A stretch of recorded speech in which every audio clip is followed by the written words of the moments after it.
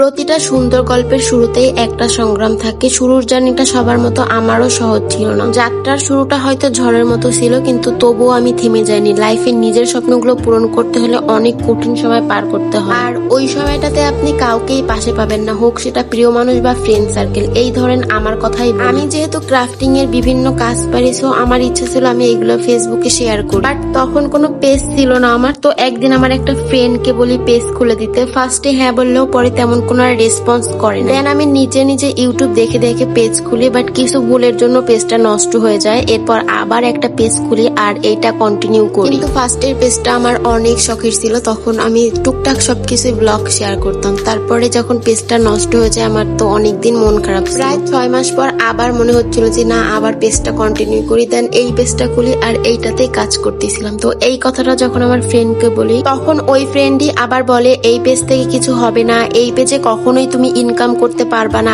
আরো অনেক কিছু। বাট আমার বিশ্বাস ছিল আমি পারবো। এরপর প্রায় 7-8 মাস পর আমার পেজে মনিটাইজেশন হয়েছে। যখন মনিটাইজেশনের কথা ওই ফ্রেন্ডকে বলি, তখন বলে ইনকাম করে দেখাও। বাট তারপরও তার থেকে আমি কোনো রকমের সাপোর্ট বা কনগ্রাচুলেশন জিনিসটা পাইনি। এরপরে সব জায়গা থেকে তাকে ব্লক করে দেই। ভাই, মানুষ কিভাবে এতটা খারাপ হইতে পারে? একটু কনগ্রাচুলেশন বা একটু সাপোর্ট তো দিতে পারে না? দেখবেন মানুষ আপনার ভালো কখনোই চাইবে না, বরং হিংসা করবে। এরপর পরেই আমি বুঝলাম লাইফে কঠিন সময়গুলো একা পার করতে হয়। বাট আমার একদমই মনে থাকে না ভাই, আমি আবার ভুলে যাই মানুষকে মাফ করে দিই। এইটাই হচ্ছে আমার সবচেয়ে বড় দুর্বলতা। আর আপনি যখন সাকসেস হবেন তখন দেখবেন আপনাকে সিম্পাথি, ভালোবাসা দেখানোর লোকের অভাব নেই। তাই কে আপনাকে ভালোবাসলো, কে আপনাকে হেট করলো, এসব না ভেবে নিজেকে ভালোবাসুন, নিজের কাজকে ভালোবাসুন, নিজের স্বপ্ন বাস্তবায়নে পরিশ্রম করে যান। দেখবেন আপনিও পারবেন। নিজেকে স্বার্থপর করে তুলুন, দেখবেন ভালোবাসার মানুষের অভাব হবে না। আজকের মতো এখানেই বিদায় নিচ্ছি। টাটা, বাই বাই, আল্লাহ হাফিজ।